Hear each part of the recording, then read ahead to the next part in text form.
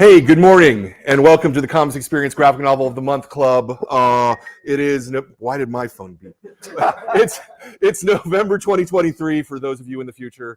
Sorry, this is October 2023 for you in the future, and we've got a fantastic book for you this month.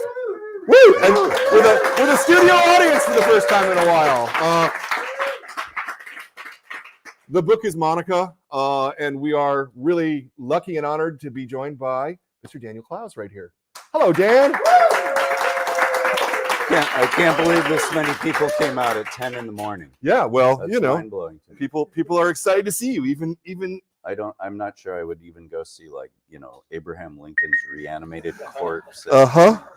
It's like, I'll catch it later. I'll watch the video. Yeah, let me turn my stuff off too. Who's That's texting? It's like staff members is the funny part. Like, who they should. Yeah. There's the button that I want. Okay. Wow, I'm doing great so far. Cool. Okay, now we're muted. we can cut this, right? Yeah.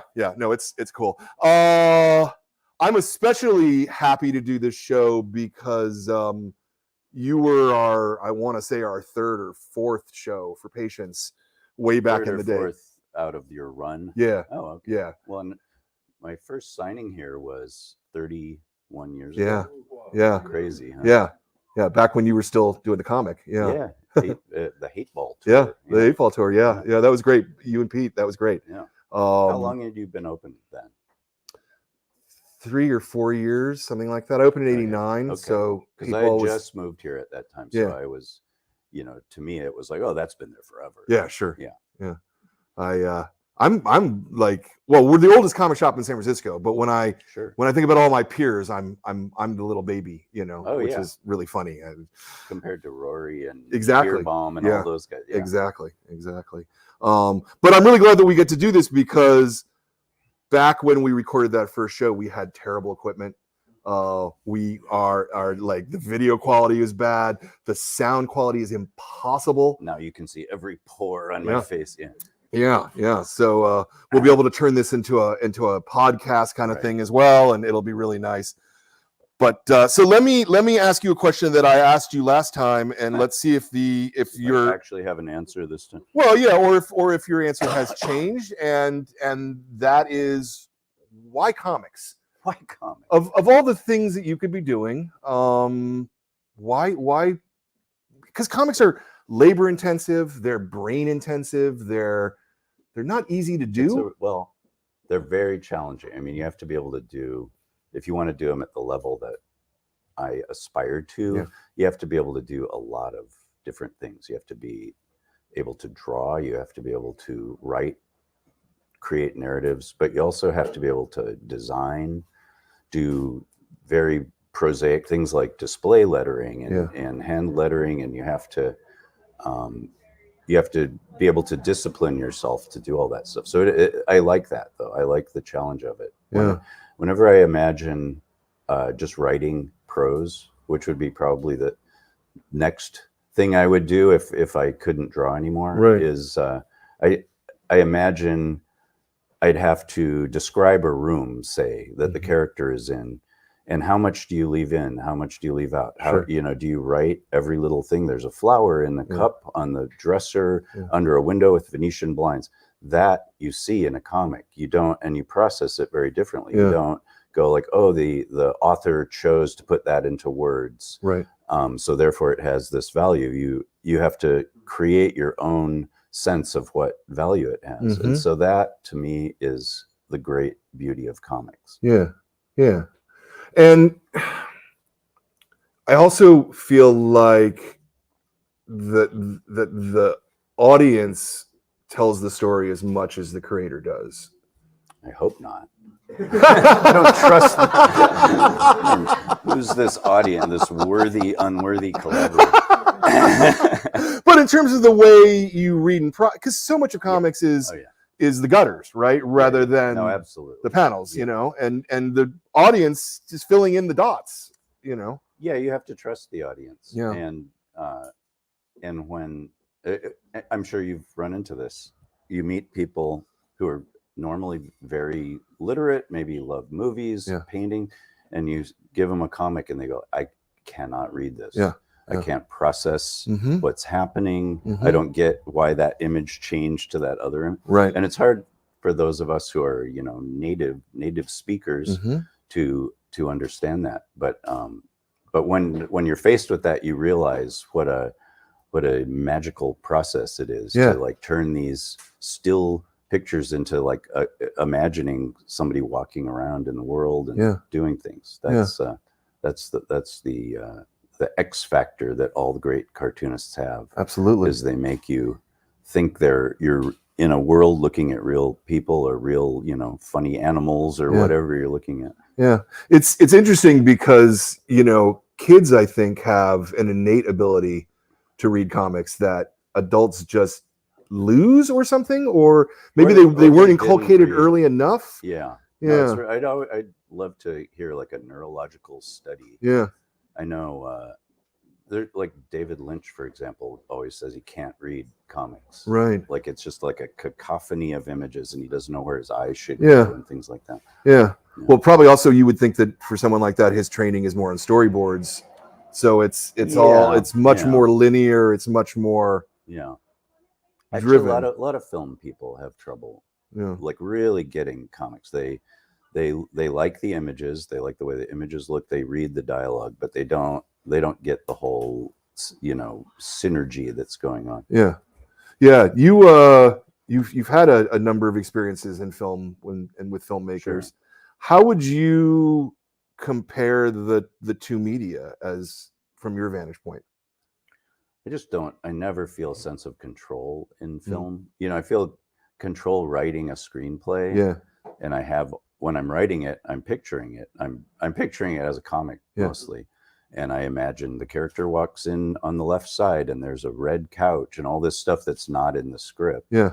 And then you give it to somebody else and they're seeing it. The guy comes in from the right side and there's a green chair and it's a very different thing. And so it's, I like, I sort of grew up in a world where I had no control. It was just total chaos. And so I think I've always wanted to be able to control whatever little space I can. Yeah. And that's in the comics. That's the only way I can do it. Yeah. And that's why I don't, like, if anybody has any input, or like one time I let a friend of mine like black in one of the backgrounds, like it was literally just black, and I let him try this brush in the back, and I still look at that to this day, like, why did I let him do that? That's not mine. Yeah. I disown that story. Uh-huh. Yeah. Well, that's wild. I'm super interested about this notion of control, particularly because you started doing comics serialized, right? Right. And things like, Velvet Glove would be probably the most, obvious example of a story that it took you 4 or 5 years probably to do serialized. Yeah, I think maybe 3. Okay. Yeah. But over a longer period of time. But it's coming out while you're, which is very, very, very different than doing a book like this. Yeah. I mean, back at that time, when I first started that story, I had no idea if it was going to be 2 episodes. Yeah. That's what I kind of imagined, or 3, or, turned out to be 10, which was more than I ever imagined. But I needed to kind of get the feedback as I was working, because I didn't know what transmitted to others at that point. Yeah. And so doing it serially was really interesting, because you'd get a bunch of responses, but you're already working on the next chapter. So you couldn't really modify that. So it'd be like the following chapter was influenced a bit by the responses to the first. So it was almost this like alternating pattern. And there were certain things that just nobody mentioned. And those I felt like, okay, that's not getting across. Okay. It wasn't like, if people said like, I didn't like that felt like, oh, but you're responding to it. So that's probably something I should keep doing. But if it's just like nobody ever brought it up, that's when I knew it was like, okay, that's just not nobody is processing that. Yeah. Have you thought about returning to serialization, or do you prefer doing these complete thoughts where no one can see it until you're ready for it to be seen? I mean, I would never do it piece by piece. I mean, I would have to finish, like I could have finished this whole book and then and I serialize it could that have way. put it out in 5 comics. Yeah. I thought about it. I thought just for fun, I'll do 5 8-balls. Yeah. This as the main story. But then I thought, well, that it's going to take away from reading the whole thing. Yeah. You know, I felt like maybe I'll do that after, like I'll do that in 2 years, you know, like put out floppy editions or something. But I wanted that book especially to be something you immerse yourself in it. Yeah. You know, 1 or 2 days. Yeah. You spent a long time on this. I mean, well, at least since the last book was I did spend a long 7 or 8 years. Yeah. Yeah. What was like? How was the time spent? I suppose is the question. Most of it is writing, which, you know, I use that term loosely. A lot of that is just thinking. A lot of it is, you know, writing notes. I often get a sort of a vague idea for a story, and I write out the most basic version. What would that story be? And then every single day, I just look at what I wrote the day before and transcribe it basically, but change tiny little things. And over the course of 3 months, it starts to, you know, things like when you're sleeping, your brain starts to process stuff. If you have it so in your head, it's almost like an incantation. Yeah. You know, and I lie in bed at night before I go to sleep and I go through the beats of the story, and all of a sudden it either becomes unworkable, you get rid of it, or it becomes indelible, and you realize that's how it should be. I mean, I'm using the term "we" when this is like totally specific to me. I would never recommend this to anybody else. But yeah, it's when I go through my notes at the end of the book, like with this book, I had a stack of papers this high. Wow. You know, just of me rewriting if somebody looked at it, they'd say like, oh, this person is like has graphomania, or just like writing the same thing over and over and over. How many iterations do you think you went through? Oh, and some of it 100. Wow. Yeah. Wow. Yeah. So 2 years, let's say. Yeah, 2 or 3 years of the process was that. And you know, and I would get a sense of where the book is going, and I wrote there's a story in there, Pretty Penny, that sort of introduces the characters, and I did that first. I knew that was sort of the key to the whole book. Yeah. And so that one I wrote first, and I drew the whole thing as I was kind of figuring out the other stories. I see. So you sat on Pretty Penny for several years then, kind of. Oh yeah, no, like 5 years. Wow. Yeah. Wow. Yeah. Interesting. That's really interesting. Yeah, some of the panels in this book are like 7 years apart. Interesting. Yeah. Interesting. Huh. That's because that's very different than what we talked about when you did Patience. You mentioned then, which always has stuck with me as I interview cartoonists over the years, because no one else has ever worked like this that I've ever spoken to. But you said that you went and you laid it out from page 1 to page, I think, 300 in that book. It was like 180. Okay, but it was a lot. Yeah. All the way through. Then you penciled from page 1 to page 180. Oh no, I didn't. That's not correct. No. Oh, that's what you told me. No, I know. I didn't say I penciled the whole thing. I laid it. I do it page by page. Okay. I pencil and ink each page. Oh, okay. Yeah. No, you're thinking of somebody else. No, I was definitely you. No, yeah, all right, it doesn't matter. The tape. I've never said that. No, well, thankfully the tape doesn't work. I couldn't do that. Yeah, no, I thought that was a weird way, not a weird way of working. Everybody works their own way. Don't you think a lot of people actually do that? You know, when I talk to people tell me they jump around. They'll draw these 3 pages, then they'll do some layouts, and then they'll ink over here. I mean, in my end of the pool, that's maybe more true, but don't you think in like more mainstream, like I know my friend Richard Sala had to did a book for, I think, First Second, and I think he had to pencil the whole thing and let him correct it. Yeah. Let them look at it. Usually what people are telling me these days is that it's all done in the thumbnail stage at this point. I see. Yeah, well, that makes sense. And you get on the phone or a Zoom call with your editor and you go over the thumbnails because, as you know, plenty of people draw thumbnails that can't be seen or can't be figured out on their own. I draw them with if you know art supplies, a 6H pencil, which is it's so hard you can barely see it. Like if you walk into my studio and look at the board, it's just white. Like, what are you doing? Yeah. And then you get really close. Oh, you can, because I don't want anybody to ever like reprint them or anything. Yeah. And I like that it's like disappearing ink. It's like a secret message to myself. Yeah. The big art book of that's from your ink pages then, not. Yeah, there might, if there are some pencils that are tighter where I'm using a darker pencil. Yeah. That's cool. Yeah. So how does the editing process work on something like this? I mean, Eric is credited as editor. Is he editing you in any substantial way, or? I love Eric, but he never sees the book till it's completely done. Love it. Yeah. But he edits it in that he goes through it looking for spelling mistakes, looking for repeated words, catching color corrections. Yeah. It's funny that, you could find a million people out there who could copy edit, look at text and figure out all the semicolons. And so there's almost nobody in the world who can look at the coloring in a comic and go, oh, this guy's pants were this color on page 4, but now they're slightly darker on page 8. Yeah. It's a very specialized skill that I've browbeat Eric into learning. Kind of. And we, he caught a million things. There were probably 100 things like that when I finished. And there's 2 mistakes that made it through in the book. Okay. There's 2 page 41s. My fault. I did it.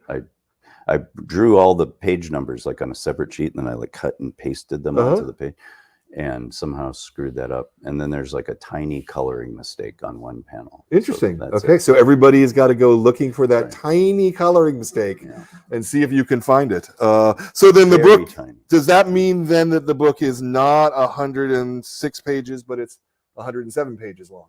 Because you have 2 41s? No, it goes 41, 43. Oh, okay. Yeah. Okay. I've read a couple people saying that's a clue to something.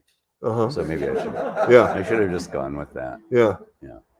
This actually brings up a question that I'm interested in your take on, is the audience's interpretation of the book. So I guess I don't know if I've got it framed exactly correctly, but is your authorial intent more important than what the audience receives?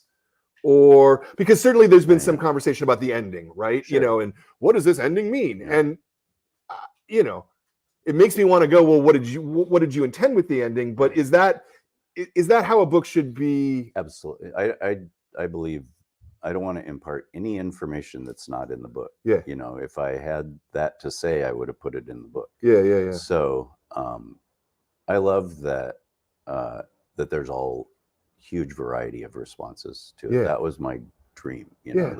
That I've given it to people and get a completely different response from like the husband and wife of a couple. Right. Where one is like, that was the most depressing thing I've ever read. And the other's like, that was so uplifting. And so, had such a humanity to it, So it's like a Rorschach test, really. And I love that. Yeah. I wanted everybody to like read it through for the basic information and then go like, wait, what? And go back to the beginning and go like, and start to read it in a different order. Yeah. In their own order. Yeah. I love that. Yeah. No, I agree. One of the things I noticed on my read through is that the different chapters are on different colored paper. Fairly subtle. Yeah. Is that intentional to read as part of the text, or is that just you felt like doing it? No, everything's intentional. Okay. Yeah. Okay. There's, a lot of things are done intuitively and spontaneously and just have the feeling of being something. But when you work on something that long, at a certain point, it becomes something you think about, and so I start, kind of going into the meaning of very tiny things as I'm working. I mean, I spent a year coloring the book, so it's everything is, sort of coordinated, but also, I made millions of changes as I was doing it. Yeah. So it's all, it all goes through layers of processing. Yeah. Monica's kind of an unreliable narrator in at least a couple places in the book. Should or can people look at the color choice of the paper as a guide to what's more reliable or not? Or is that, I saw Joe McCulloch put that in his review, and that kind of stuck with me for a minute there, Not necessarily. I think that it's a little more complicated than that. Okay. Yeah. Okay. All right. And I think there should be a question: is she an unreliable narrator, or am I an unreliable, God figure, or whatever you are as an author? Sure. Or both. Or both. Yeah. And I mean, an interesting thing I've played with a lot is the idea that the image is the truth and the words are filtered through somebody's jaundiced worldview or, their own viewpoint. Yeah. And in this book, I wanted to play with the idea that maybe the image is not the truth and the words maybe are. So, I don't want to say where that takes place or if it does, but that's something I thought about. Yeah. Were you thinking about that in terms of the whole narrative, or do individual chapters have different? No, it's throughout. Okay. Yeah. Okay. Yeah. Okay. Yeah. Always curious about that. Yeah. You clearly have a love for EC Comics in particular. Yeah. Or yeah. Maybe a love is not. No, it's quite, no, it's what's higher than love, Yeah. Yeah. When I was I don't know, 14, 15 years old, I had been a Mad obsessive as a kid, and you'd get Mad paperbacks like the Mad Reader, and it had all the weird old stories from the comics that didn't seem anything like the Mad magazine of the day. And you're like, what's Melvin Mole? Like, what are these? Right. Inner Sanctum, and I'd read and like, what? They had such a mystery and like, what is the, and nobody could ever answer, I remember like I had a teacher who would talk about Mad comics. And I was like, what, you mean Mad magazine? What do you mean? And he was like, no, they were comics. And I was like, you're just an idiot. Yeah. And so one day I was in a bookstore in Chicago and I saw this huge book. It was, the EC horror comics of the 1950s, Nostalgia Press. And it had, I knew Jack Davis's work, and I'm looking there and I was just like, what in the world and they were the sickest, weirdest stories that seemed like they should be like banned. Like nobody should be seeing these. Yeah. And I went back every week and I read another story and I was just like, oh my God. I think the book was $20, just outrageously expensive. But finally I just like mowed lawns and saved money and bought that book and brought it home. And it was just, it opened my mind, to see all these incredible, you've never seen Wally Wood before. There's My World, his greatest story. You see Bernard Krigstein, people like that.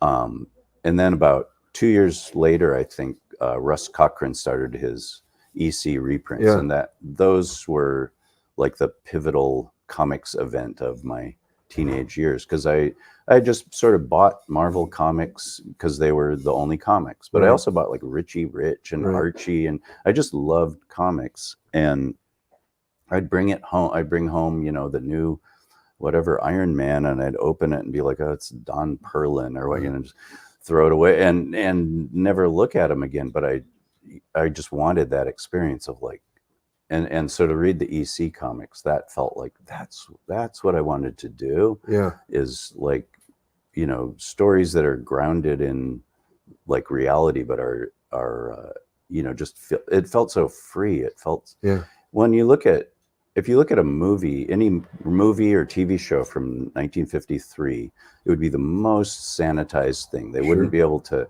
say God, or the husband and wife would be sleeping in twin beds, and it would just be such a sanitized version. And then you'd look at an EC comic, and it's like somebody's being chopped up in little pieces and shoved down a garbage disposal, or like dismembered, so that their intestines are running along the bases of a baseball field. And it was insane. Like, how could this even exist? Yeah. I still don't understand. I think a lot of it, because Gaines was on a large number of drugs, was part of it. And I guess, but the fact that that it took so long for there to be a crackdown on it is insane. It wasn't that long though. I mean, it was within a decade. Oh yeah, the Senate hearings. You think like 2 issues, they'd be like, we're burning them. Yeah, down, right. Sure. Yeah. What shocks me about it is how ultimately they were sort of the first example of comics for adults. And they got shut down so hard that it stunted the entire medium. For 30 years. It could have gone in a very different direction. Yeah. There was that reprint book that Fantagraphics did a couple of years ago, Tops magazine. It was this oversized magazine that Charles Biro tried to do that was like a comic for adults. And his version of that was like, let's just add a lot of panels and make it really boring. It was like, I really wanted to love it, but it was so boring. But I love the ambition. And I wish, every time anybody tried something like that, it was a huge failure. Yeah. Gil Kane's His Name is Savage, which of course is terrible, but I love it too. I love that he tried that. Yeah. Well, also because he wanted the freedom to be able to do something, whereas you couldn't in corporate comics at that point. Impossible. Yeah. And for those of you here, the Comics Code, I mean, it really ruined comics for a long time, to the point where actual content was being dictated by the code. You could not have zombies, for example. Right. Couldn't, and they wrote the code specifically to shut down EC Comics, right? It's kind of terrifying if you go back and you look at it. And it really wasn't until the underground comics came along in the 60s, where they weren't dependent on distribution network that could be shut down, in that fashion, at least, that you started getting that freedom again to do whatever the hell you wanted to. Right. Thank God for bong stores. That was exactly. That was basically what kept them going. Exactly. Though, what I hear from a lot of people who were doing comics at that time is good luck in getting paid. Yeah, of course. Because the bong stores were not exactly good about paying you. Yeah. No, there were all those hippie businessmen who were like, "Hey, man, I love to support what you're doing," and then it's like, "But I'm going to steal all your money." Yeah. There's a lot of that, a lot of trust that went one way. Yeah. Now you started your career at kind of a perfect minute where there was now a new structure that allowed you to sell adult comics. Not really, though, because like the head shops were all closed. Yeah. There were the comic shops. Right. And you and Rory and a few people had nice stores, but for the most part, I would, I'd have a new issue of Lloyd Llewellyn out, and I would go to the comic store, and it would be in the back of the store in like a box marked adult. Right. And I would look through it, and it would be like, furry porn. And, right. Just like there, and there's Lloyd Llewellyn. It's like this. So, I mean, it was totally ghettoized in that world. And most comic shop owners were really hostile to that kind of stuff. They were just like, I don't like this kind of crap. Well, it's because they wanted a clubhouse they could hang out in, and what they liked in their clubhouse was Marvel Comics. Right. It was just a pain. But they all would get one. You know, that was the funny thing. I remember when Lloyd Llewellyn #1 came out, they sent me the Diamond and Capital distribution ordering list, and it was 40 comics that month. Yeah. Imagine that. Think of the previews catalog. It's probably 40 per page for 900 pages or whatever it is. Yeah. You know, there's roughly 2,500 new comics being solicited to us every single month. That's unreal. Yeah. I mean, a lot of it is like multiple covers. You know, multiple covers. A lot of and it is multiple covers. Dolls and all the ancillary stuff. But I really feel like when I started in comics, I could have named every professional. Yeah. You know, everybody's making a living drawing comic books. Yeah. And you know, obviously a lot of the people who are doing comics now are not making money doing it, you know. I mean, it's so spread out, you know. I don't know how many readers there are. Back then I feel like there were more readers, you know. I actually think there's more readers now. You do? I do genuinely. Overall. When we not in the direct market itself. I mean, the direct market itself is shrinking. That's what I meant. Has some real problems. Without a doubt. But there's millions of people who are reading comics in America alone. That's true. And millions of children. And you know. kids are reading them again. Yeah. When I started, it was impossible. If a kid came to like a comic convention, everybody was like, "Come here," you know, like, please. Not in the weird way either. No. Well, maybe. No. I mean, I think one of the best changes in the last decade and a half has been educators and teachers have come to see that that's how you get reluctant readers to read, because when a lot of kids are just daunted by prose. Well, there just wasn't anything back in the 80s. It would have been Archie or something like that. Sure. You know. Sure. But now you have graphic novels aimed at kids, and even if they can't read them, they will still look through them and try to piece together what the story is from context, which is I read my brother's stack of comics that he left me. I read those before I could read. And I remember one of my earliest memories is like redrawing the logo on Superman's chest, you know, the S. But I just saw it as shapes. Like I saw the negative shapes and I was drawing the shapes. And I remember like having this moment, oh my God. And I ran downstairs to my mom and was like, it's an S. It's an S. I thought they were just like these alien symbols. I love the fact that you can read it both ways, because you're not the first person to tell me that. That's funny. Kind of famously, John Byrne also had seen it that way. Yeah. He draws the negative space. It just looked like these, and it makes you think like, well, Superman's this weird alien, which he is, of course. Yeah. Funny. Oh, that's really funny. All right, let me pause my stuff here and let me turn to you, folks in the audience. You, the early risers. You, the early risers. Does anybody have a question that they would like to ask? You don't have to. If you don't, I can keep going. Absolutely. But I just thought I'd give you guys a break if anybody, no hands are going. Oh, there's one in the back. Yeah, you. So nice to be here and hear you talk. Oh, thanks, man.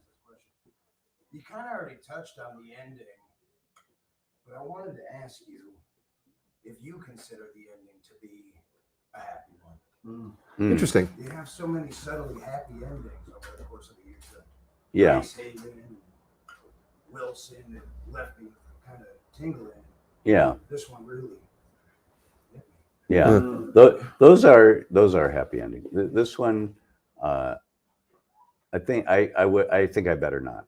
I think I better not comment on it. But thank you. Yeah. Good. All right. Diego? You mentioned how you worked on Pretty Penny first, and that story has a lot of flash forwards in some way that brings back characters from. Yes. So did you work those in from the beginning and then develop your story forward, or did you come back to Pretty Penny and kind of like spliced it in?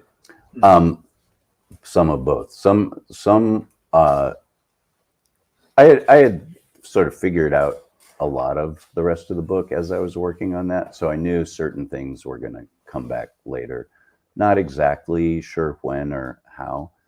And then there were certain things that I knew would have to respond to something I was going to do later. And so I would leave 3 panels blank, and just sort of have a sense of the timing. I know the beats sort of, but which character is going to be here, things like that. So it's all, it's the kind of thing, like if I died and somebody else had to finish the book, they would have, I don't know what to put in. That's interesting, leaving a hole in the narrative. Maybe not in the narrative. Yeah, but... it's not in the actual like flow of the story, but it's in the specifics. Yeah. And sometimes there's things that are just insoluble. Like I don't know how I'm getting from one panel to 2 panels later, but I know there's something there. And it'll sit for 2 years, and then I'll go back and look at it and go like, oh, obviously. Yeah. It's always that. It's always just like, oh, why didn't I see that? That's the clearest thing in the world. Yeah.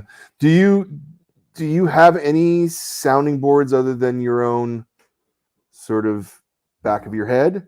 Nobody looks at it till I'm done. My wife has been trained to like not respond, because she used to look at the page and I just see her look at it and go like, and walk away. I'm like, what?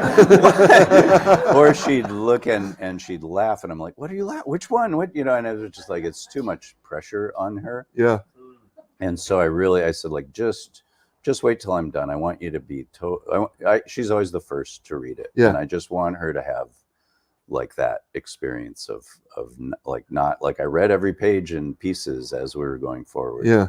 So is she still she's reading it pre-publication? Oh yeah, she's reading the artwork. The artwork. Yeah. She's like, it's this huge pile of artwork, and she's like, it's like a pain in the ass to read. Yeah. Does she respond to it, or did she respond to this the way that you hoped that she would?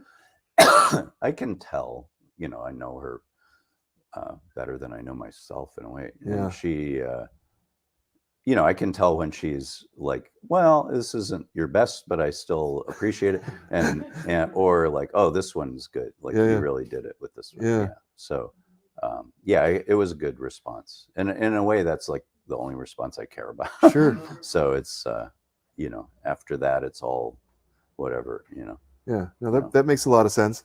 Yeah. Hi. Hey. Thanks for being here this morning. Yeah. You mentioned earlier when you were growing up, you had this love for EC comics, and you were reading all kinds of comics. Have you continued to read other people's work? Are there any? I never look at other cartoonists' work ever. But are there contemporary works right now which you would say you admire? Oh, of course. Which would those be? Oh, just, I mean, I have many, peers in my generation that I continually love, who I think are just continually pushing the, sort of the boundaries of what great comics can be.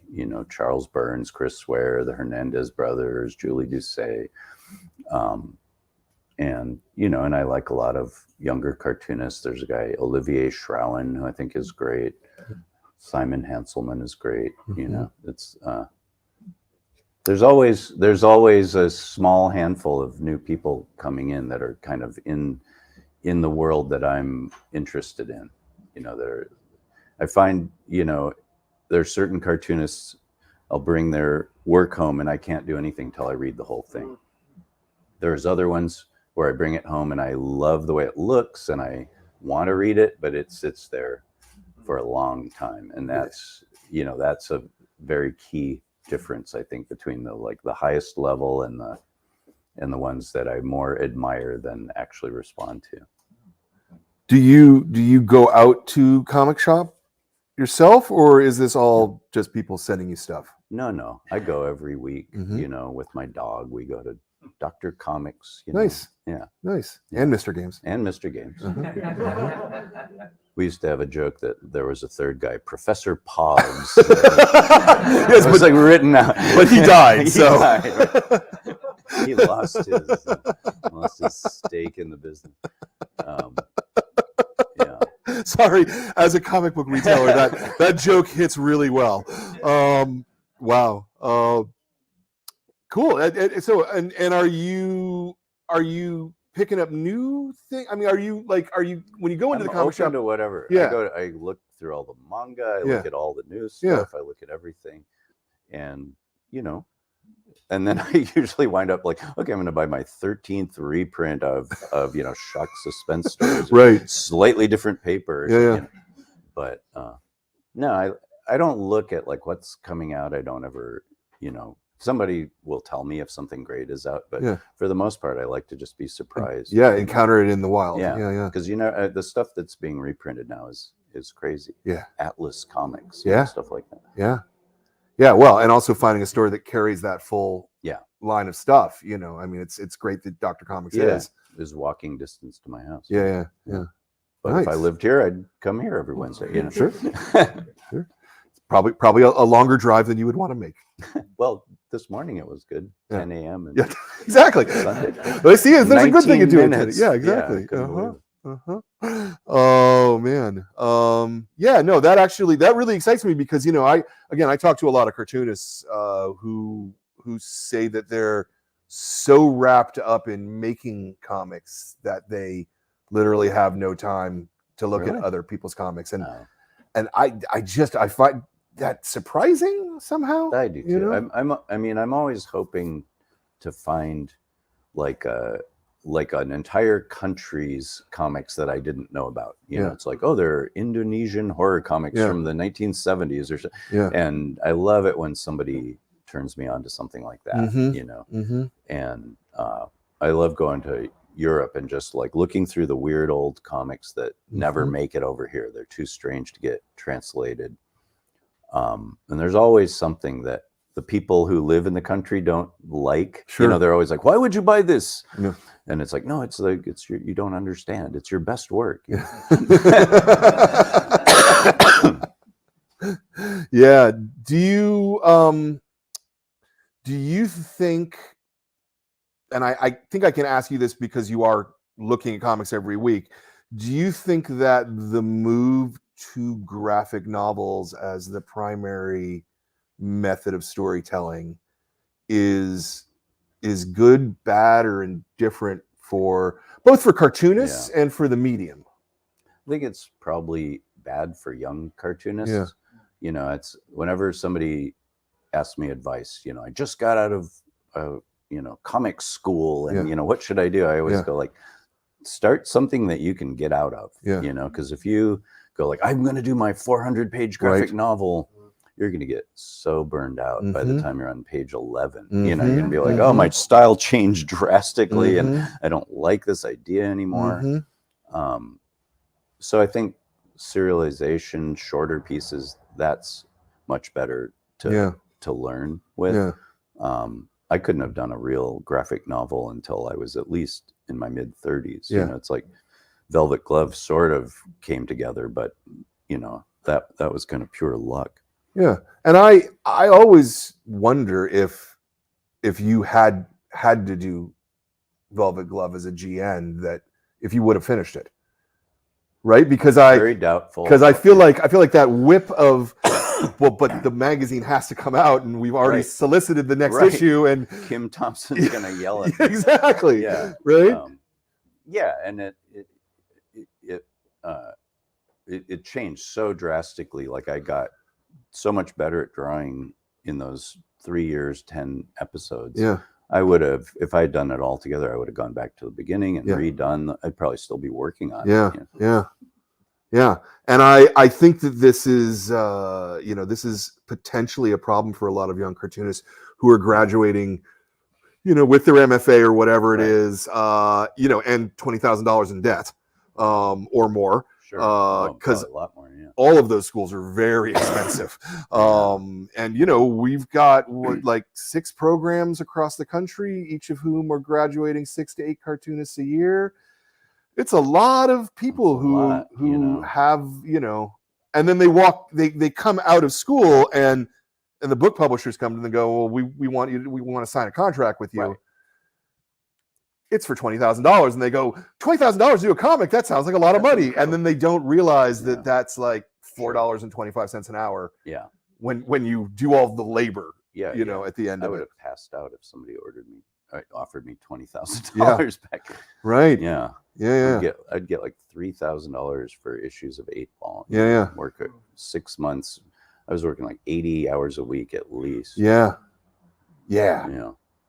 Well, But then I, still get royalties for that material. sure. It's incredible. Yeah. Well, and also, things were a little cheaper back then too. Mhm. When you first moved to Oakland, Oakland was not an expensive place to live No. back then. No. No, it's incredible to think about. Yeah. Yeah. Yeah.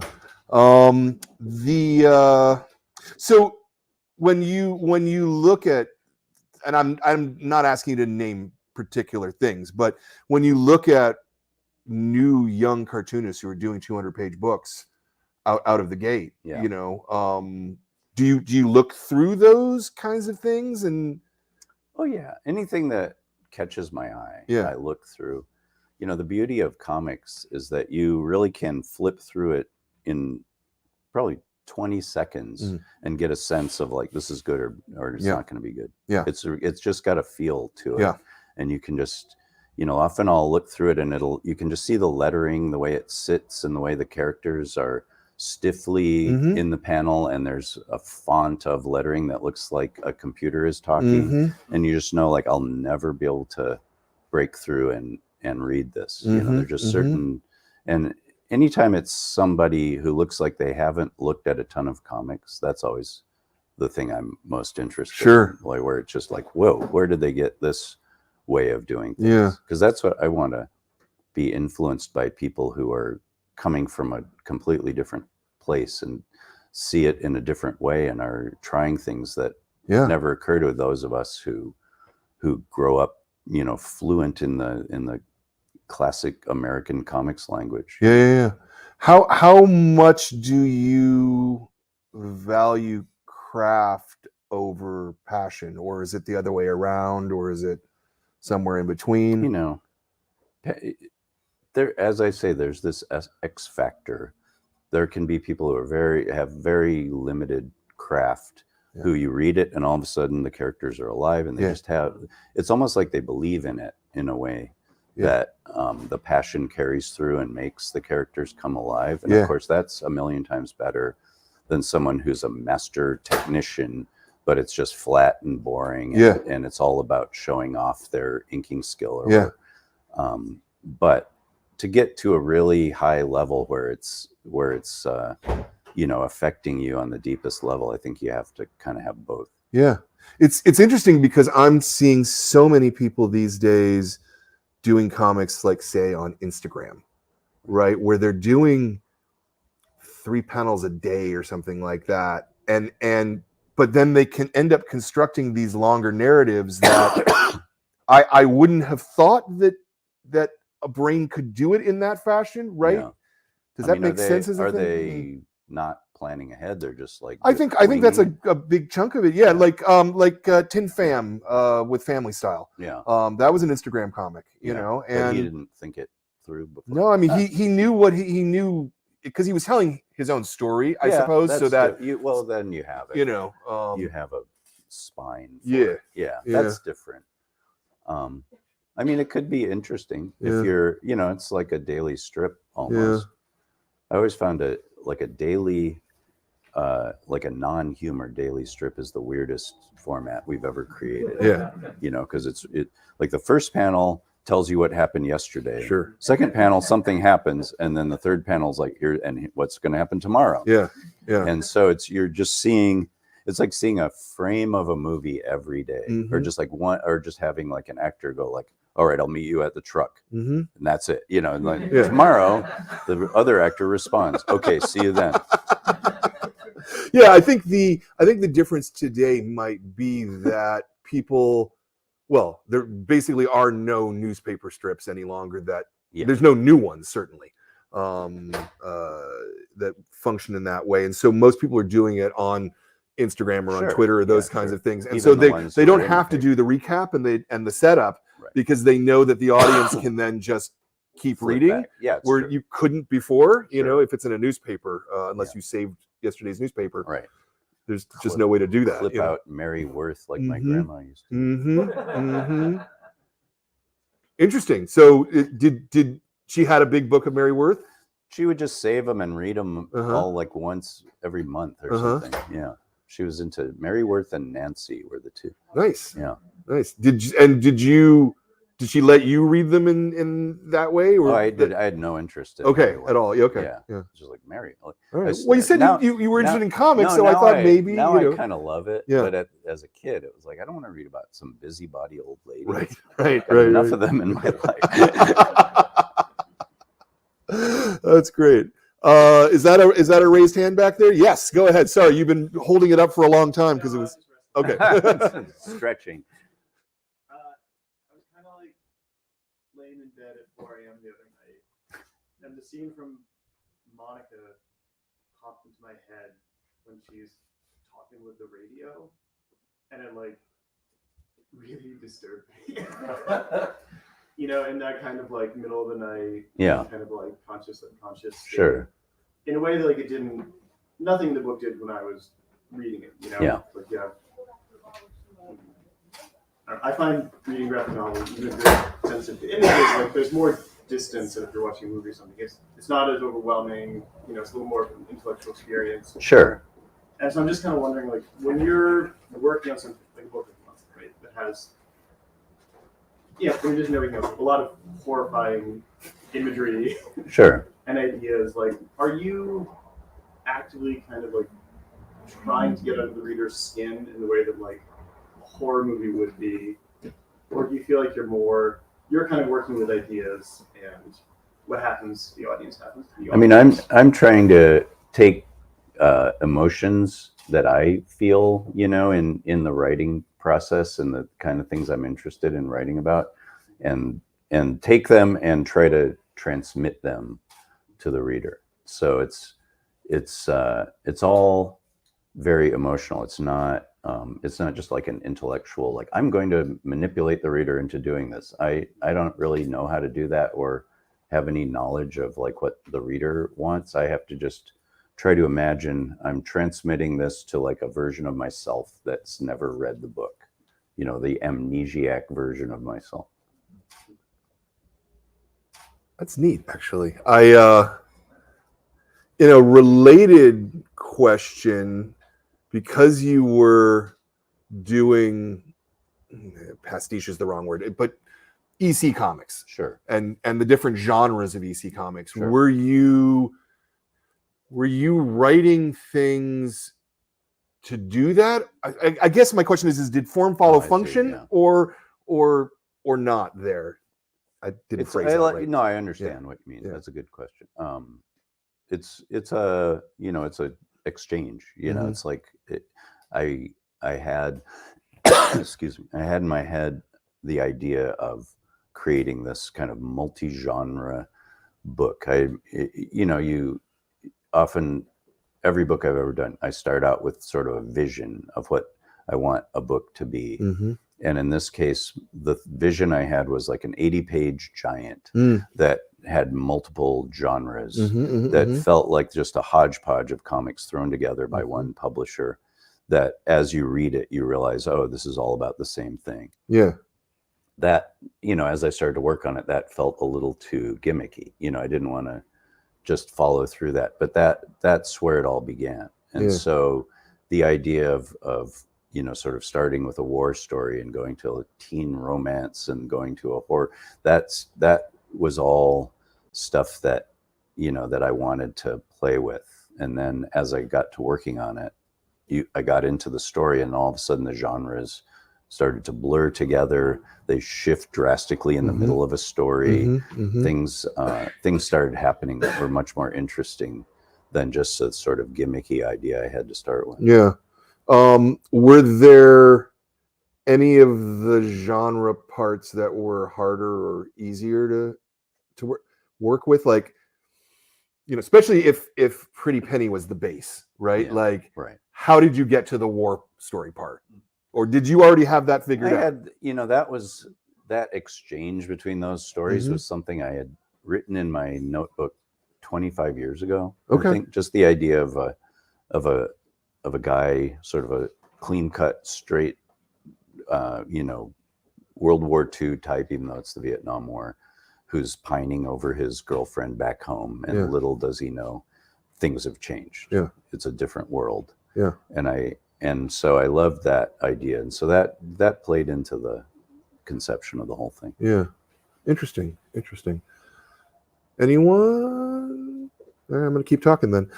Just I don't want to dominate things. There you go. Yo, go ahead. Maybe if you care to comment about any, autobiographical or semi-biographical elements of the graphic novel? Yeah, I mean,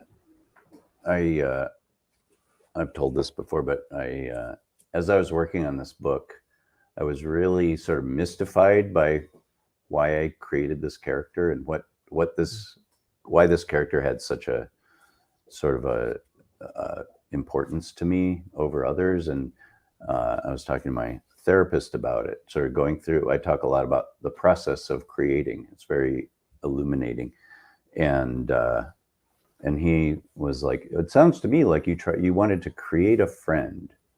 You wanted to create someone that you could feel comfortable like talking to and sharing your experiences with." I grew up with a pretty similar childhood, sort of beat by beat emotionally to Monica's, not in the actual events. So I was trying to, kind of communicate how it felt for me growing up, and then taking that character and introducing these new elements and kind of taking her through life in ways that mirrored my own. The Excuse me. yeah, the sort of nature of the way that America changed during the 60s is kind of a huge part of the subtext of this, and Yeah. of your childhood and my childhood as well. When were you born? I was 67, so Okay, so yeah. a little You later, were in the but thick of it. Yeah. yeah. I feel like I was born in 61. Mhm. And so I feel like my earliest memories are of like a lost old world. Mm. I mean, it was almost like, I think of memories. Like as a kid, I lived with my grandparents. My grandfather was born in 1899. So it was, and I spent every year with, every day with him pretty much until I was 18 years old when he died. But it was, he was brought up in a world that didn't have cars. Air flight was a dream, all that stuff. I mean, I remember as a kid, I had an uncle who was probably born in like 1879, who was deaf, and he actually had a horn. Wow. He was like, Wow. So it's like stuff like Yeah. that. I Yeah. have memories of that world.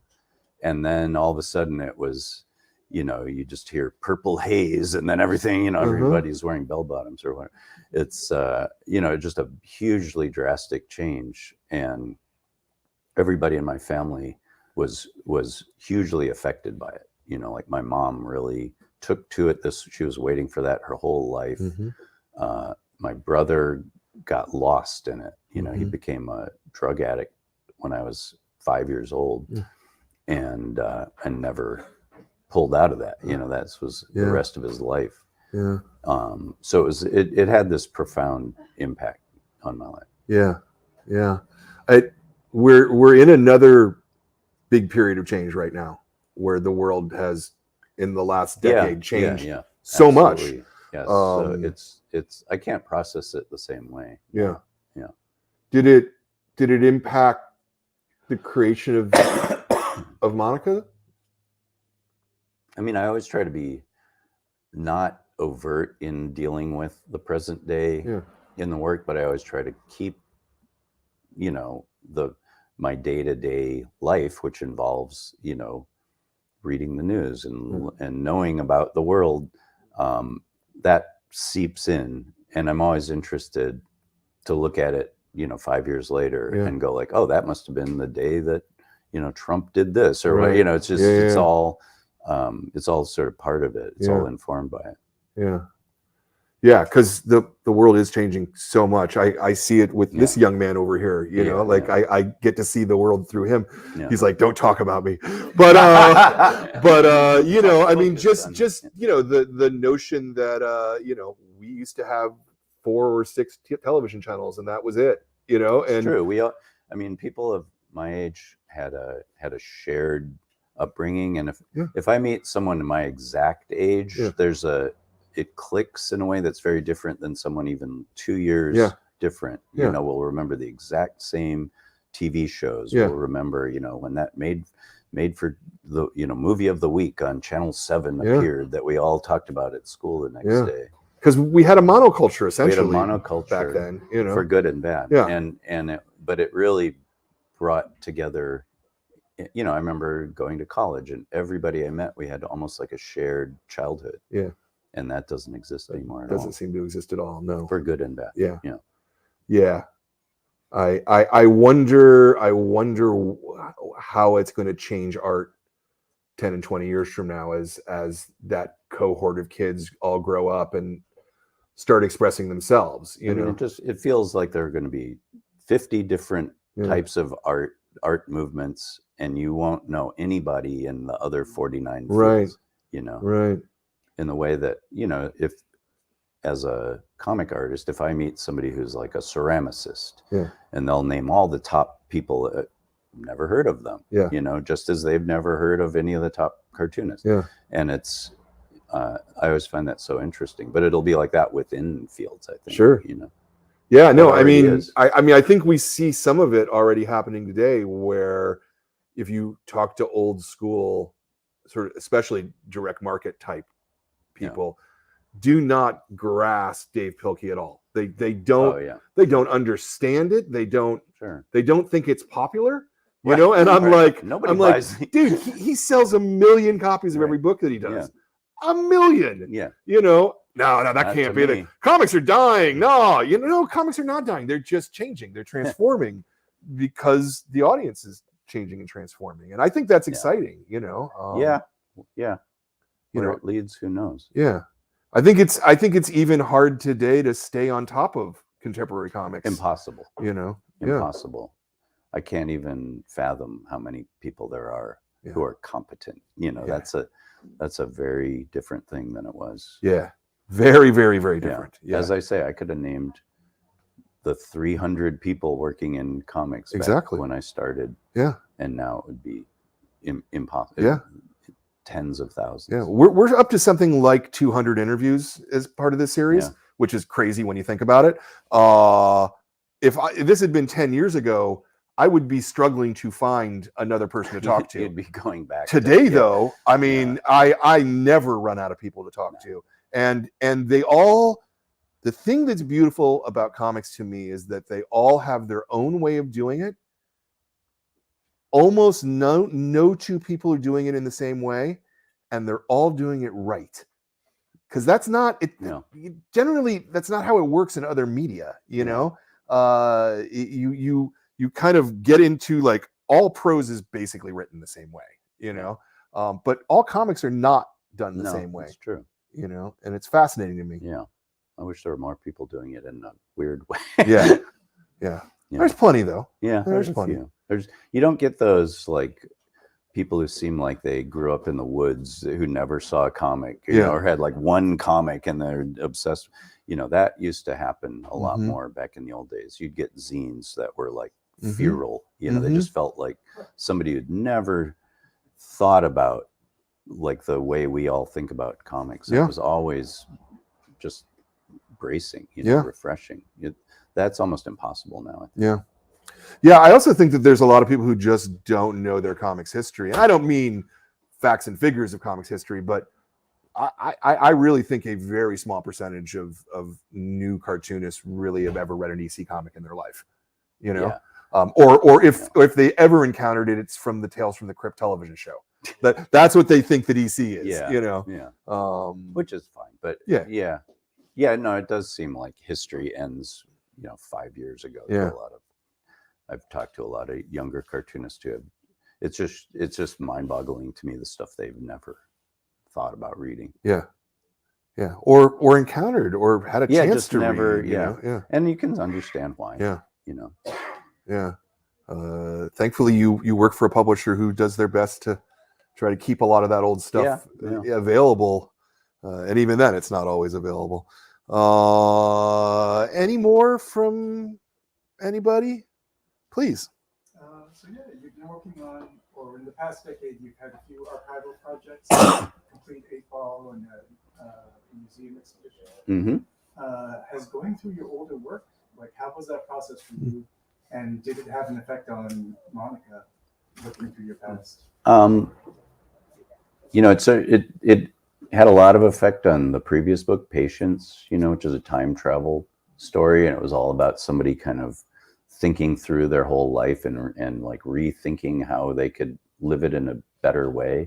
And a lot of that had to do with spending month after month going through all my old artwork and my old comics. And up until then, I'd really tried not to ever look at the old stuff. I tried to just keep going forward. And that was the first time I ever really sat back and kind of assessed what I had done up till then. And it was both good and bad. You know, there were elements of it that I was like, oh my God, why did I let this panel, you know, out into the world? But a lot of it, I would read my old books and I was actually laughing at my own jokes and stuff. So it was, you know, it was, you know, a double-edged sword. But yeah, with Monica, it was not informed by that so much. That was really kind of my next phase of not looking back. So now I can't remember it. People always ask me questions about my old books. You know, what about this character? And I'm like, what? I don't know what you're talking about. I'm intrigued by the notion that you looked at your old jokes and laughed at them. Yeah. Were they the same jokes that you thought were funny when you wrote them, or did time change what you thought was funny? Well, it's like the ones that I remembered aren't funny because I remembered it. You know, so it was all the little weird jokes that I'd completely forgotten about. Yeah. And yeah, it was embarrassing. My wife would walk in and I'd be laughing. What are you reading? It's like, 8-ball.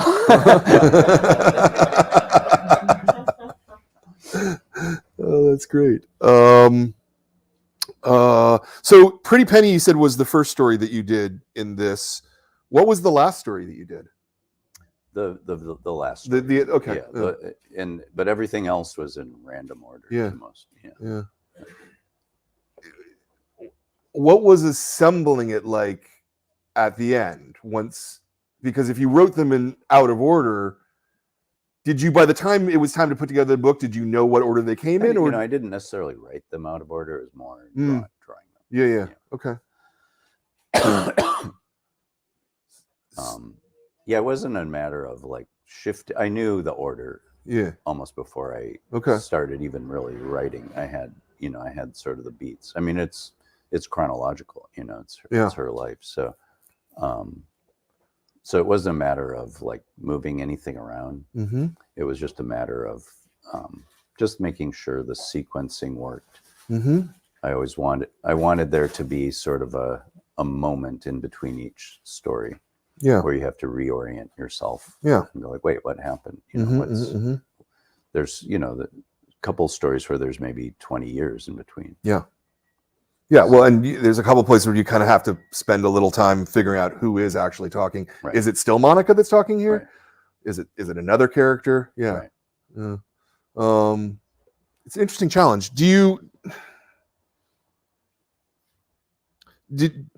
Are there other things that you were working on at the same time that you've been working on Monica, or has this just been all consuming for your comics output? You know, I put together that huge original art book, for example, that just, you know, required a bunch of illustrations, and I did the complete 8-ball, I think, during that.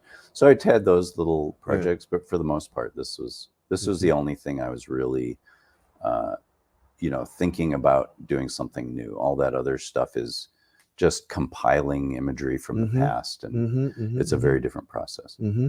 Do you have the next thing that you want to do figured out, or are you still no? Okay. I have ideas. I mean, once I turn this in, I always planned I'm going to take a month off. You know, it's Mhm. been 7 years. I'm just going to relax and read. And Yeah. and after 2 days, I was like, okay, I got to do something. I was like, I don't know. My days seem completely empty if I'm not doing this. You know, Yeah. just like, what am I going to do all day? So so now I've got 2 sketchbooks where I kind of go back and forth and write ideas. So Mm-hmm. yeah. Mm-hmm. How long each day are you working on comics? I mean, it's, you know, when I'm walking the dog, I'm working on it. Sure, You know, yeah. So No, it's I hard meant to sort of say. actively rather than Yeah, sitting at a board. yeah. I mean, my dream, I would give anything if I like woke up tomorrow and there was a script for a comic sitting there that I had forgotten I wrote, Yeah. and I could just start drawing. Yeah. Like, that's what I love to do. But I can't just draw something that I'm not that into. Right. So it's a dilemma. You know, I wish I could write faster. I wish the ideas of stuff that was really worthwhile to me would come more quickly. Yeah. But but I, you know, I have to let the process play out. So this part of it is, it's fun in a way because it's, you know, I get to do whatever I want. You know, it's a Sure. whole new vista that I can explore, but it's also like I'm not doing the thing I really want to do. Yeah. You know. Do you feel like you want to get more done? I mean, 106 pages in 7 years is not exactly a lot of material. I'm not trying to be. Yeah, I know. I mean, you know, I could do a 500-page book in a tenth of the time of this. You know, it's not. I always think page count is a weird. Sure. It's a weird way to, because a lot of pages that a lot of cartoonists do they can do 10 a day. Sure. You know, it's a very different thing. But yeah, you know, it's no, I don't necessarily want to do more work. I just want to do only stuff I'm like 100% fine with being out in the world. Yeah. Do you think that this means that we've got another half decade till the next book? I mean, in my mind, it's always like in 2 years I'll have something. Yeah. I mean, this one, you know, I was sure I'll be done in 2-3 years. Yeah. And partly, you know, it's good when it takes that long, because that means I don't want it to end. You know, with this one, I think I added 2 years probably to the process just because I loved being in the book so much. Yeah. You know, I kept almost finishing and almost doing things, and then I'd think, oh, I should try to see what happens if I redo this story in a different way. Yeah. So I'm trying things and, you know, kind of exhausting all avenues. You know, and that I was very sad when I turned this book in. You know, I was really like loved every minute of it. Yeah. Do you? How do I ask this question without being obnoxious? Can you go for it? Can you survive on doing just 2 books a decade, or I mean, it's not the smartest move. Yeah. But you know, I have quite a backlist. You know? And now, you know, when I first started, I used to sell my artwork very cheaply. Sure. You know, but it kept me alive. You know, I look back now and I go, oh man, I sold this page for $100. Yeah. And now I could sell it for $20,000. Yeah. You know, it's a very different thing. Yeah. So it's, you know, that's a way of, you know, kind of keeping it going. But you always have to just sort of scramble a little bit in this line of work. You have to think it through. Yeah. I have a lot of foreign editions at this point. Sure. You know, you have a 40-year career. There's and on foreign editions and things like that, are you like actively involved in the production, the design? No, you're okay. Because if I was, that's all I'd do. Sure. You know, I just get the copy and go, oh no, why did they do that? Yeah. I mean, there's certain publishers, everything's perfect. You go, how come not everybody can do that? Yeah. And then other ones are like, what are you doing? I wonder, in particularly with foreign editions, because your lettering is such a fundamental part of your art, right? It Yeah, and they use fonts for the most Yeah. part, and I don't like that because it looks like a font and it reads. To me, it always just reads like a robot is talking. yeah. But it's better than, to me, actually, my favorite editions are the Japanese and the South Korean. The Korean lettering looks incredible with images. Yeah. I love the way it looks. And the Japanese editions too, because then the lettering, you don't notice it. Yeah. You don't. It's just a beautiful pattern. Yeah. But there used to be a German publisher who used to hand letter, and he could imitate everybody, including like Julie Doucet used to letter with a brush, like Yeah. this incredibly complicated, and he learned to do that. Yeah. And I loved that because it looked like real lettering, Mm-hmm. but that skill, nobody has that anymore. Yeah. Nobody's going to sit down with a speedball pen and Yeah. like, I'm going to learn how to letter like Charles Burns or, Yeah. Are you lettering directly onto the art? Oh yeah. Yeah. It's all, everything, Yeah. every line is on Yeah. the art. Yeah. Yeah. So when a foreign edition comes, they have to wipe that zap out it or whatever. Yeah. And Interesting. the hardest part are like sound effects, they change. Mm-hmm. Title lettering, Mhm. that's like integrated into the artwork. Mm-hmm. Yeah. Mm-hmm. Do you scan your own stuff I in? do. Yeah. I do. Okay. Yeah, it never leaves the studio. Yeah. I used to mail my art, I'd finish an issue of 8 Ball Right. and mail it to Yeah. Fantagraphics, and it's insane to think of that. Yeah. But it all got there, right? Well, no, the second issue of Lloyd Llewellyn, I sent it in, and then I went on a trip for about a week, and I came back, and there were all these messages on my phone from Gary Groth. Yeah.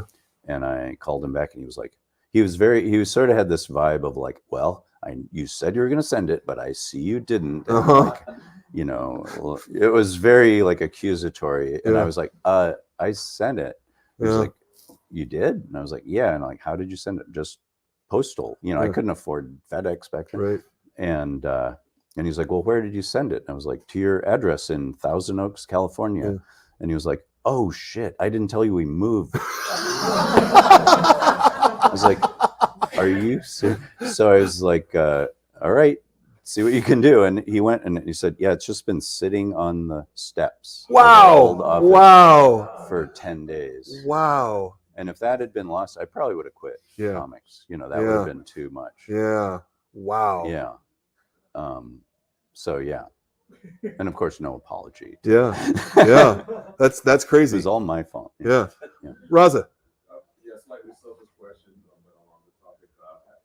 Have you thought of, or is there in the works a complete Lloyd Llewellyn reprint? I don't know. I don't need it out in the world. Yeah. That was my juvenilia, We need it. Yeah. Someday. Okay. Yeah. I told Eric after I die, he can do it. So just wish for my death. And then No. I want to wish you a long life, so That's right. you make 10 more books like this, hopefully. there we go. So you are starting to work on the next thing, though, to the head part of it. Yeah. Yeah.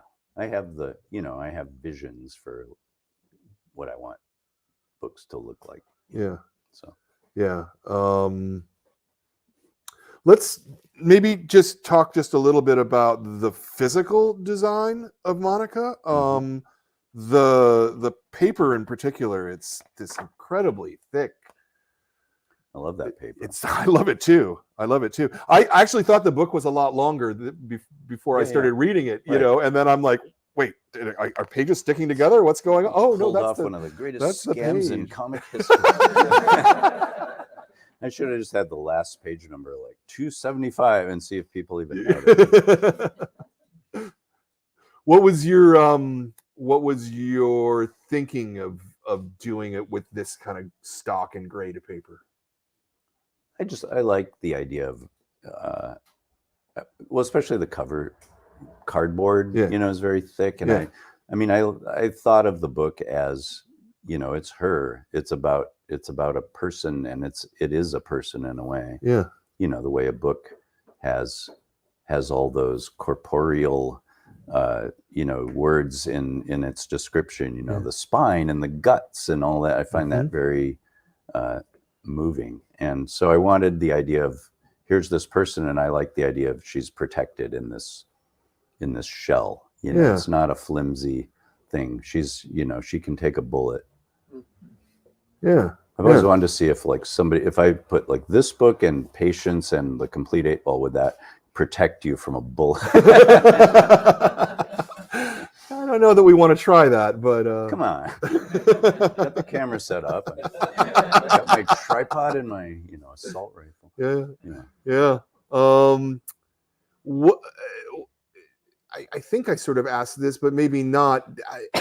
Did the book change because of pandemic, because of Trump, because of the way the world changed?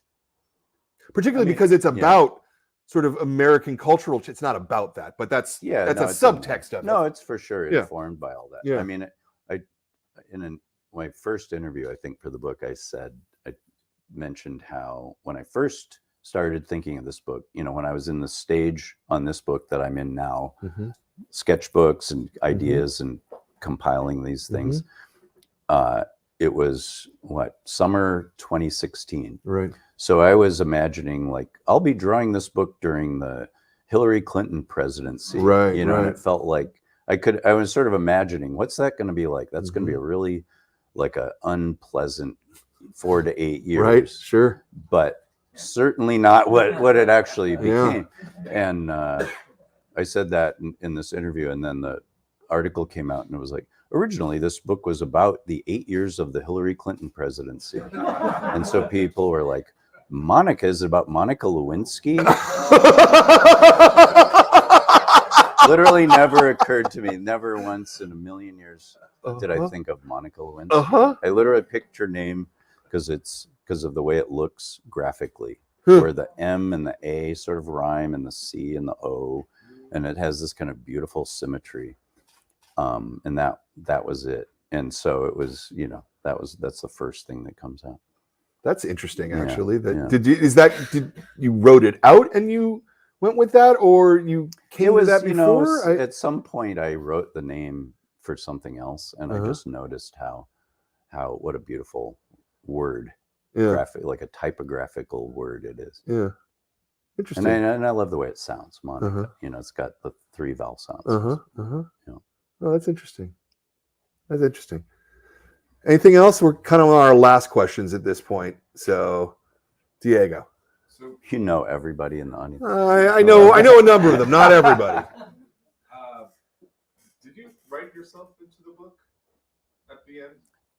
Character named Stan, that has nothing to do with me. Stan Dowes, right? Yeah.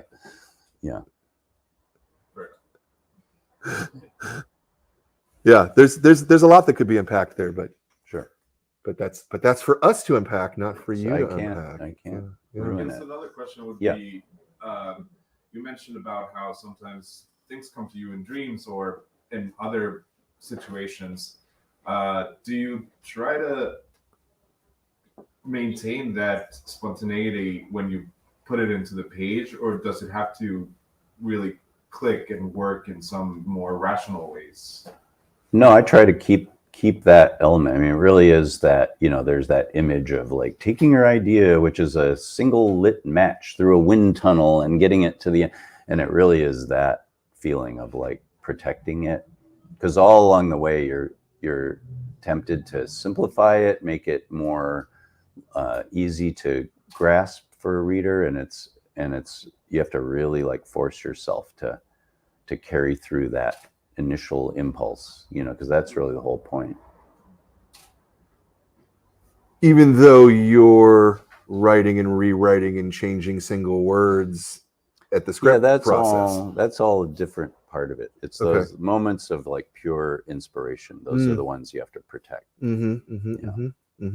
How does that manifest itself in the script? I mean, only because one of the first things you said was that you were literally rewriting and you have a stack. There are certain elements that are just there from the beginning, and I don't rewrite those. You know, it's more the things around them. I see. Okay. Okay. How do you? It's like plot points in a movie script, or it's like, this has to happen. Yeah, I see. The Okay. explosion has to happen here, and then Right. you know. Right. Is there any point in which you thought that you had something that was sacrosanct, but you eventually went, oh no, actually that I doesn't need to be like that. Sometimes that's, you start with just an idea, a single image. This is the only thing I want to get across. And then you write the whole thing, and then you realize I've got to get rid of that, and it'll all work. Yeah. So that happens sometimes. Interesting. Yeah. Interesting. And it's implied. It's there. That's the thing about this book is there are hundreds of pages that you don't see. Not that I've drawn, but that I've imagined. Sure. And so it's informed by all this knowledge that I sort of gained about the character as I was working on it. Yeah. Let me ask you one more kind of sort of semi-practical craft question.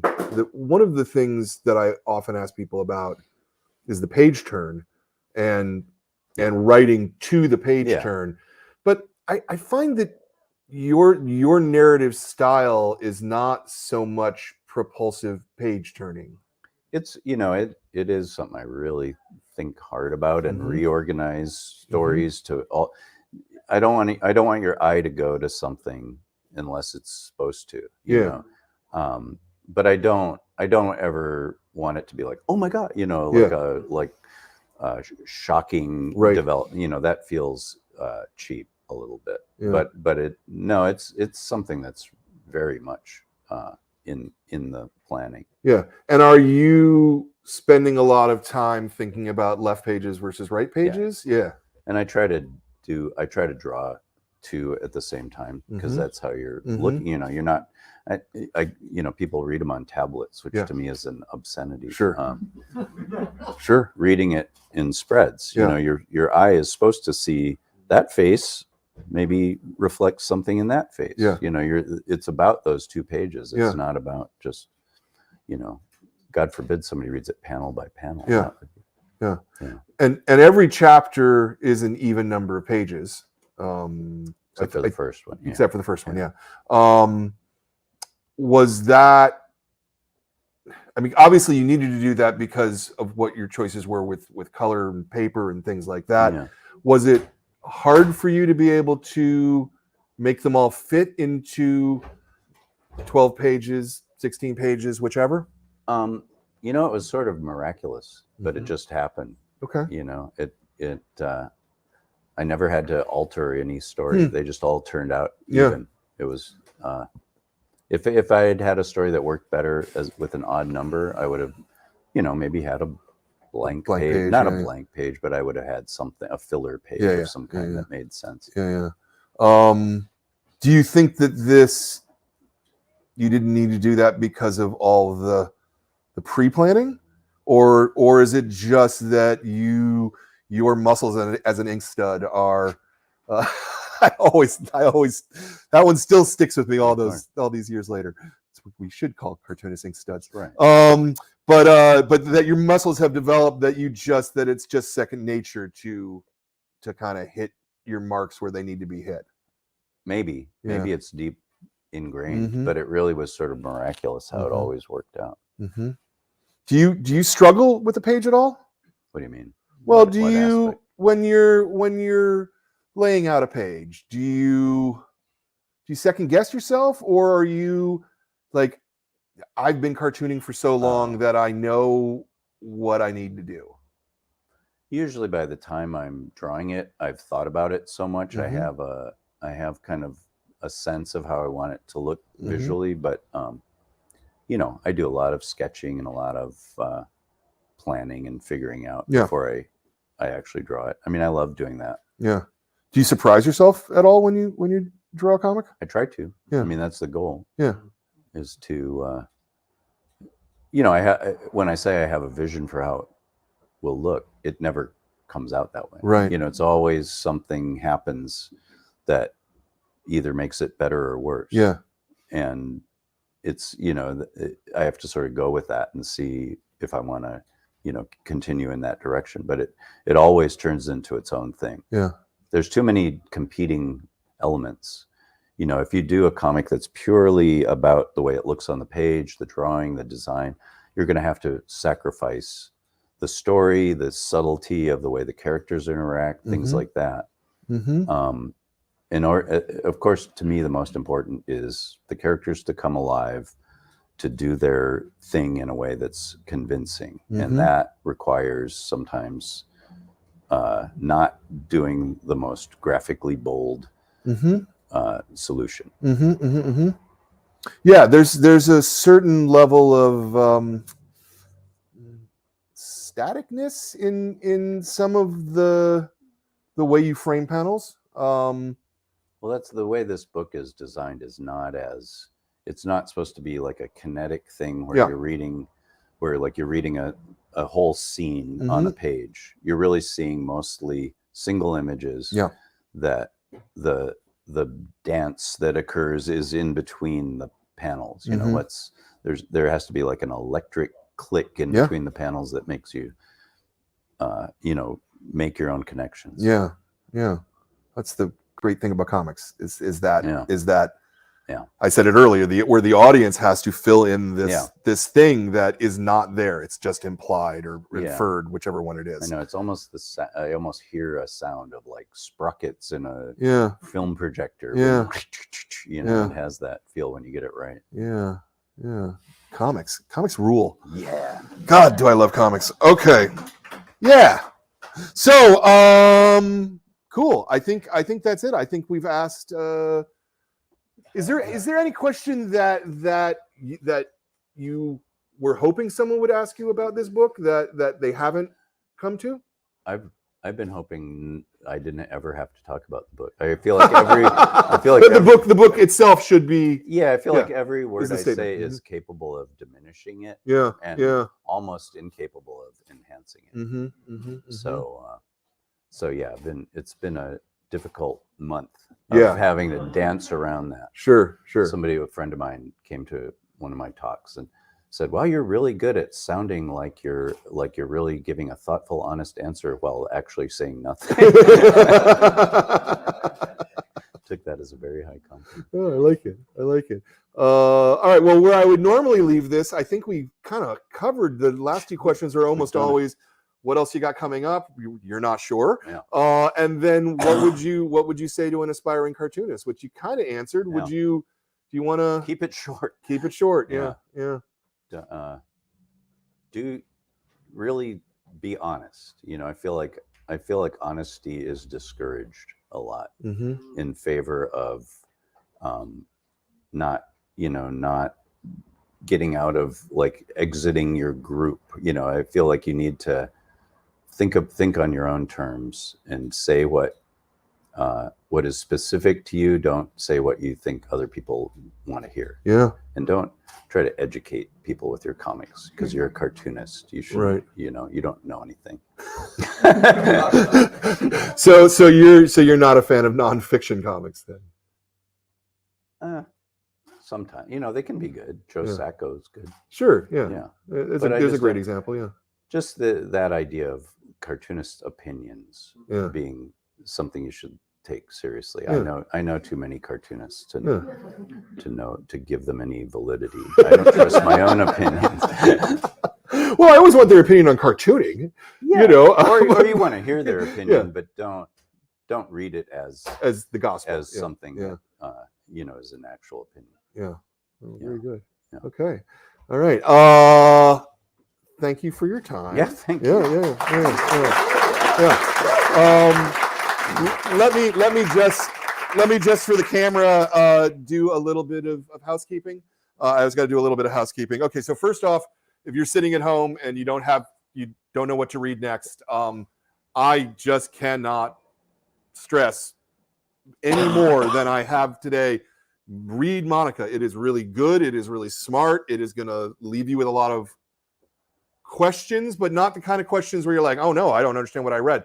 Like, you're going to think about it and it's going to linger with you and you're going to want to read it again and again and again. I'm on my third reading and I'm picking up stuff still. So go and get a copy. If you're watching this online, which a lot of you are, somewhere there should be a button where you can click and you can buy a copy from us, which you probably should do. If you do that, you'll also get a signed bookplate by Dan right there, which I think is really cool. So do that. Next month's graphic novel club, we're doing This Country by, I think it's pronounced Navid. Navid. Okay. Oh, because well, I haven't met him yet. Madavian. So this is a really good, smart book. You're going to like this a lot. This is next month's book. He's not going to be here in person, but we'll be doing a video call with him. And then our kids club for next month is Shelley Frankenstein, Cow Piggy. This is a really cute comic that your kids will love a lot, and it's silly and it's funny and it's got like monstrous cows, and it's great. I love this. So so that's the next couple of shows. I want to make a couple of thank yous. I want to thank Jordan, my producer, for doing all stuff that nobody knows about except me. It's really helpful, Jordan. I want to thank Ben over there for running the show. He does great work every single month. I want to thank my staff. I want to thank Zoe and Katie and Kat. Yes. Because if they didn't do all the things that they did, I couldn't possibly sit here and talk to cartoonists for fun. And so, boy, am I so happy for that. I am so happy for everybody who's in this room. I'm so happy for everybody who's in the room, the television room back there, on the television thing. You know what I mean. This all matters. It matters that you come out for these things. It matters that you care about these things. It matters when you're a member of the club. Not every one of you in this room is a member of the club, so you should consider joining. But it really matters that we're able to do and make and show art because of your support. So thank you all very much. And more than anything else, I have to thank the cartoonists, like Dan right here, because if you didn't do the things that you did, I would not be able to have this joy of doing this all the time. So thank you so much, my friend. Of course. Yeah. Thank you. Fist bump. Fist Yeah. bump. Yeah. All right. Yep. Yeah, So you too. we will, for the people at home, we will all see you next month, and then the final credits are about to roll.